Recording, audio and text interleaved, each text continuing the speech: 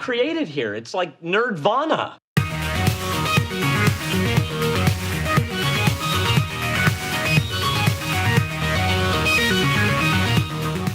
Coming to you almost live from Convolution 2013, it's the NerdVana podcast! We're here to take you on a journey through geekdom. I am the slightly sane JC Arkham. He's the Spectre to my Dr. Fate, Mr. Two-Buck Chuck over there for people. Huzzah! Thank you, JC. Call him what you will, you just don't call him late for dinner. The sound-busting Noah, the engineer. Hello. Hey, and Jake and Psycho are back at home trying to escape the clutches of the Resistance. Hopefully they can get away. On this, our Convoluted Teching show, we are back at the second annual Convolution 2013 convention, everybody. Huzzah! Chuck, who's on panel with us today? Why, God, we have a colorful crew today here in the slightly cold Conifer room at the lovely Hyatt Hotel. We have, first of all, sitting to my right, Commissioner Bradford Lau. Commissioner! Yeah. And later we'll hear from Mo the Thrill Starkey. And also among the celebrities, I see Circumference. Hey, Circumference! The Master Blaster from KFJC. Thank you for coming. I also see, with my little eye, España Sheriff. España Sheriff, yeah! And a special hello to Leanne Hildebrandt. Hey. Oh, hello, Leanne. And our extra special guest today, Mr. Ivan Van Norman. Hello. Hello, Ivan. Salut. And of course, last but not certainly least, the superhero objectifier of the 21st century, Miss Beth Double O, everybody. You're her husband. You have to introduce her. That's right. There's rules about that. He That's put right. me in the corner. Nobody puts baby in the corner. That's okay. They put you in the corner, but they gave me nerd. So I'm going to do is just chew loudly into the microphone for the next hour. I'm going to get them the best recording of their life. Very nice. Noah, when and where are we in the fourth dimension? Well, today's recording date is Saturday, November 2nd, 2013, and like Two-Buck Chuck said, we're recording almost live from the Hyatt Regency Hotel in Burlingame, California, and we're currently in the beautiful Conifer room. Yeah. Special thanks to the people of the Convolution convention. We're excited to be back and have fun with all you people this weekend. The last time we were here was for Convolution's pilot year. And at that time, it was only our fourth show, episode Contending 101, where we talked about how to survive conventions, what do people do here, kind of uncover the mysteries of conventions. And those were shows number 6, 7, and 8. This is our 20th episode now. And when released this coming Wednesday, we will be starting that off with show number 71.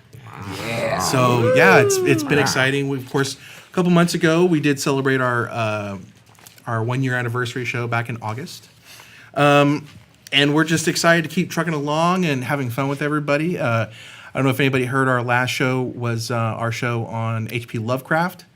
And we recorded that at the Winchester Mystery House in San Jose, California. That was a lot of fun. And so Ivan here has some engagement happening later on in the middle of the show. So Yeah. we're gonna chat with you, sir. Yeah, sorry I have to leave a little bit early because people have to. I have to buy beer and then talk about whatever the beer allows me to talk about. So as a result of it, I think they call it literary beer is what it is. Literary beer. Yeah. Does it get into actual discussions of beer and literature? I have no idea. I think it is. You're just like, it's beer, I'm there. It's an open table invitation, and as long as there is beer, I am willing to talk. As a result, and we may even play a couple of rounds of game. We'll see. Ooh, So, excellent. Yes. Ooh. So we did bring our big giant box of nerds. Nerds. This is so funny. I have to describe this real quick because it is magnificent. It is what you imagine from a nerd box, which is of course divided grape and strawberry down the center, except for it is gigantic. It is bigger than my head. And instead of pouring out giant nerds, it pours out boxes of nerds. And the boxes of Nerds should be about the same size as the candy itself. So I'm extremely impressed with this. And if there are giant Nerds that exist out there, then I want to see the other candy that is supersized as well too. Yeah, actually, we got this in Santa Cruz, and they do sell little nerd character plushies. That's amazing. So, And they sell Hershey bars that basically look like the ones from Willy Wonka before he puts them into the shrinking machine. And they have giant Fun Dip.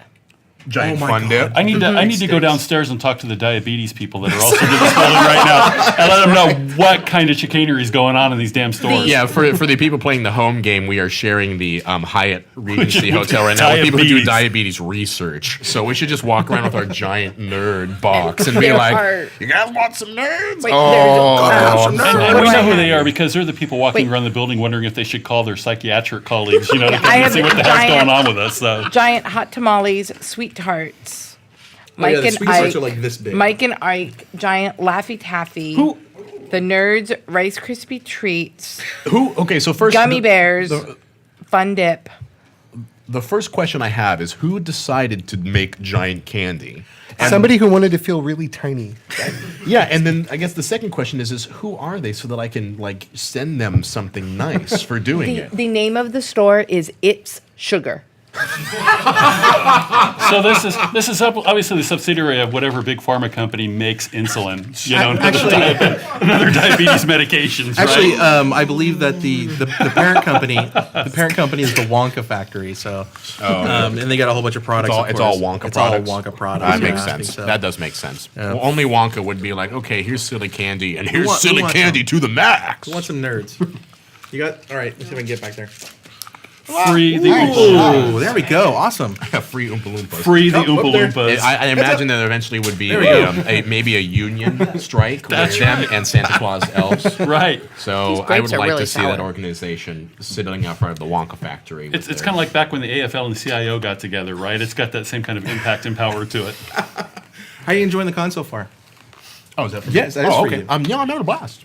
You know, this one's totally chill. I usually end up working a lot of the cons that I do, not because of, King of the Nerdsy stuff, but because I have a role-playing game nice. as well, too, called Outbreak Undead, which I'm always plugging at most of the shows that I'm doing. So this one's just chill. I get to, hang out, enjoy some time. I had probably one of the most...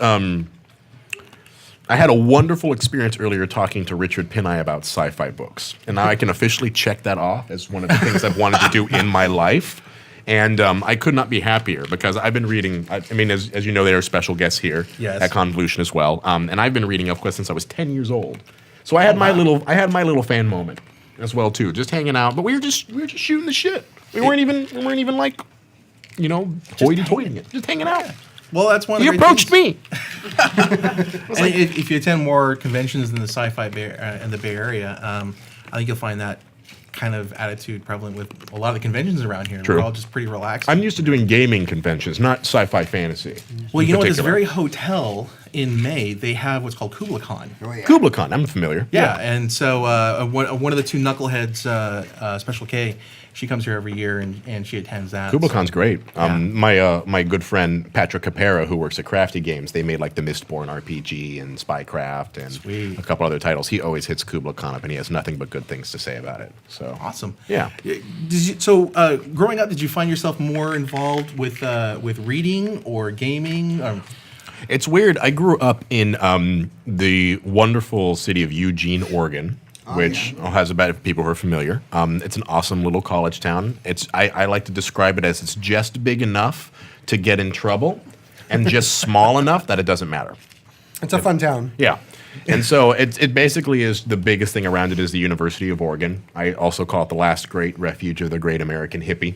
Because you can still go out to Citizen Square, you can go out to Town Hall, and they will be playing hacky sack. And you can go to the Saturday market right there and buy 15 different assortments of glasswork. And Very cool. it feels very organic, you know? So I grew up out in the forest 10 miles away from Eugene, Oregon.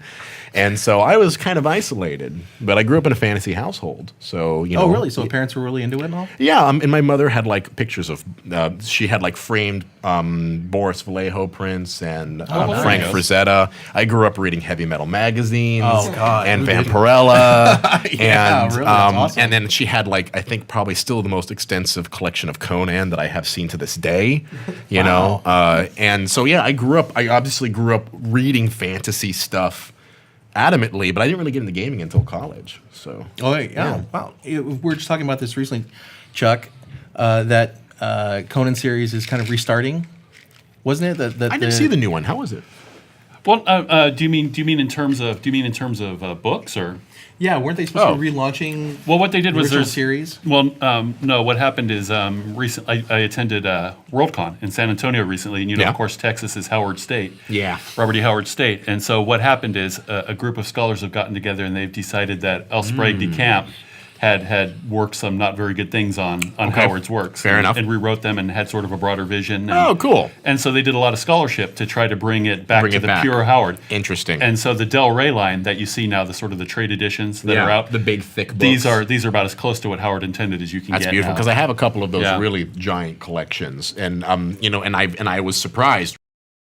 I remember this one, and from the original trade backs. Right, and so they're saying Sprague de Camp basically had an idea of like this huge epic of Conan's life. Yeah. Right. Whereas Howard only wrote sort of these intermittent Right. stories about Right. certain points in his life, and so just as a labor of love, these geeks just got together and did all the textual analysis, and it was like That's this big the best. international thing. And Yeah. so you go out and buy the Del Rey edition collections right now. That's pure Howard. That's so. beautiful. And Yeah. see, for me, that's a glorious thing when not only the people who are getting who like obviously these are people who are passionate about the IP. Absolutely. And so they are doing something that they feel betters the community at large, but they're not doing it in like an aggressive, like we're the right guys. No, yeah. Like I mean, they did what Star Wars could never do and revert back to the original series and pay tribute to like that core raw stock. Exactly. You know, so. So you said you started getting into gaming when you're in college. Yeah, and I was wargaming at first. okay. I mean, I had friends who, and I liked doing sculpting and modeling anyway, so I just initially got into war games, but try being a college student and buying models, you can barely eat budget. anyway. You're on a budget, so I did a lot of Coke cans as mountains for a long time. And I did a lot of shoe boxes as, sure. like terrain, that standard for a while. But it was great, and I still do wargaming occasionally, but D&D at all, or oh well, no wargaming being like Warhammer 40K, Right. fantasy, and then I'm in the Malifaux right now, which is fun. But the first role playing game I played was 3.5, and it was in a gigantic group that had to not only have a DM but an assistant DM. Wow. In order to play it. So how many people were involved in that venture? 15 15. Holy. in a group, and you know what? It was brilliant. Because it was basically like you had a bunch of adventures, and there was campaigns going around. There was an overarching storyline because the DM, he's brilliant. He's really good at making political campaigns. So there's a lot of political structuring. But when we had a monster battle, we had a monster battle. I was going to say with 15 guys. Oh Jesus. man, you can take on some crazy shit with 15 people. Yeah. So, Bring on the Balrog, man. Yeah. Oh, well, that was the jokes. Like there were what were they? Tarusks, and other things involved in this. And I played it for several sessions, and then we broke off. And ironically, I only played a few more games after that before we started actually designing Outbreak Undead. Oh, okay. Nice. Because Outbreak Undead was supposed to solve the question of, okay, you have a zombie survival. Everybody has a zombie survival plan. Everybody talks about having a zombie survival plan. honey, do we have a survival plan if there's a zombie apocalypse? Yeah. I'm just gonna Sure listen we to do. my wife. And it's funny, but it's also apparent because we're at that beautiful stage. Well, it's not beautiful. I apologize, but we're in this stage of culture right now where and actually I was having this conversation with Richard earlier. It was fascinating. In the 50s, the teenagers primarily feared change. Sure. And they primarily feared having to deal with anything that was different. So, what was the most popular monster around that time? Godzilla. Well, I'd like to say the Wolfman originally, or Oh, at yeah. least he was definitely a high point, and that was something that was, that embodies change, right? in many ways, a wolf man could be an analogy for puberty. So, Well, and even in the broader cultural context, like thinking about adults, I mean, you had movies like The Blob, Right. and all these alien invasion movies that kind of had the subtext of the Red Scare. yeah. Also, just for just any border control stuff going on. Absolutely, Right? yep. So the reason I bring this up is because we are now overpopulated. We have scant resources. Yep. There is danger. What it seems around every quarter. Everyone's worried that the world is going to end at any moment. So. And we're also, especially Americans, we're mass consumerists right now. So what is doing a day-to-day routine, only has one drive in life, and lives only to consume? Zombies. Yeah. Well, I think I think you're onto something, because there was once upon a time at UC Berkeley, there was an anthropologist by the name of Alan Dundes, and he was a folklorist. Okay. And Leah just gave me a nod. So you just got an academic swing. Yeah. And he just Academic swing. An academic swing. so now this Is that how is you match? I am $2 Chuck, and I am at the home of the $double guarantee and the academic swing. Okay. I think you've just come up with the next ribbon for next year. A lot of his theory was just what you're saying, and he was looking how people use specifically humor to reduce tension and to address what's scaring the hell out of him in the zeitgeist right now. So when you're talking, so somewhere, I think he's gone with now, but somewhere in the afterworld, Dundes is going, Ivan, you're my boy. So, yeah. Well, I still stands true that in the Mount Rushmore of the Universal monsters is that zombies are still legitimately the only thing that's okay to kill. Okay. If you think about it, we haven't humanized them. We haven't humanized them at all. They still are something that I felt bad for Frankenstein's monster. Yeah, exactly. Yeah. And vampires sparkle now. Oh, Christ. So werewolves, you feel a kindred amount of respect and pity for the werewolf, right? And but it's still absolutely okay to kill a zombie because didn't you see George Romero's Survival of the Dead? You mean I haven't seen Survival, but you're talking about Land of the Dead, where they had that really ridiculous moment at the very end. They just need somewhere to stay, just like us. No. And what was this film? What was this film last year where it was sort of the zombie romance? Diary. Warm Bodies. Oh, Warm Bodies. Warm but Bodies. But you have to argue that's more of a parody. Yeah, than it is. Yeah, I think so. And in any case, that's actually proving the point even more. Because they're trying to say, oh, by the way, we're going to play the humanization of zombies, and it's nothing but just not working. Oh. No, it's all good. It just buzzed. Well, and then you have all these novels where sort of the vampire hunters fall in love with the vampires. Oh yeah. I think they're going to fall in love with zombies. I don't think they're going to fall in love with zombies. What got you into zombies? It was mostly this. I mean, we all had a zombie survival plan in college, and that was something that we all talked about adamantly. But then we also were enough of realists to be like, okay, well, we have no idea if this is going to work. One, because it's probably never going to happen. Two, because and I love this because we were talking about this beforehand anyway, but you guys know the CDC did like a big old thing. Oh, sure. Oh, gosh, yes. And I my hat off to them for doing that, because not only they're basically utilizing the popularity of zombie stuff to say, hey, by the way, if you're prepared for the zombie apocalypse, you're also prepared for earthquakes, hurricanes, and anything else that you might actually come across in a disaster situation. Well, so true. Well, Beth Double O, here's a lesson plan for your kids if you ever want to do a unit on disaster Yeah. preparation. You want to make it fun Right. for them. Kids, Yeah. the zombies are coming. What do we need to do? Right. And look at that. We have to do earthquake. We have to do crazy person on campus with a gun. Absolutely. Why not do Replace zombies? crazy person with zombies, and they're one step closer to being prepared. I I would think- definitely do that this Yeah. year. I think we should do a simulation and actually get some people like dress up as zombies. Well, and so that was the whole point of how Outbreak Undead came into place, is because we had a couple people. We did a lot of research, so we had people who were in LAPD, people who were in fire, people who did search and rescue, and people who had doctorates in psychology all kind of help us design this game.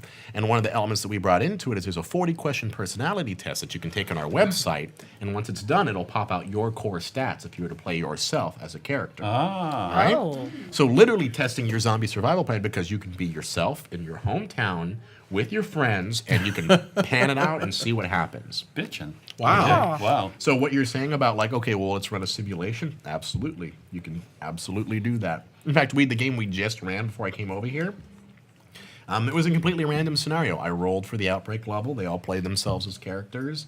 And Nice. one of the guys here. This is your game, right? That the game you're we developing? just played. Yeah. Oh, awesome. You know, and when we ran Outbreak. So yeah, we just did it, and we literally just did that. We did it at the Convolution. Oh, wow. At the Hyatt Hotel 5 years later.